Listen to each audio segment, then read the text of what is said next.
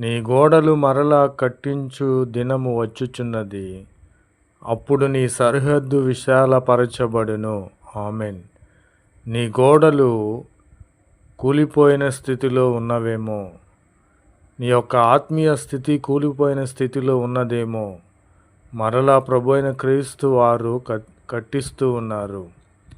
నీ సరిహద్దులు, నీ ఆత్మీయ సరిహద్దు తగ్గిపోయి ఉన్నదేమో. నీ ఆత్మీయ స్థితి కోల్పోయిన స్థితిలో నీవు ఉన్నావేమో.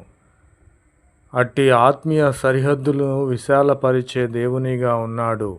ఆమేన్. ప్రభునామమునకు స్తోత్రములు కలుగునుగాక. నా శత్రువుతో నేను ఈ విధముగా చెప్పుచున్నాను, నా శత్రువా, నా మీద అతిశయింపవద్దు. నేను క్రింద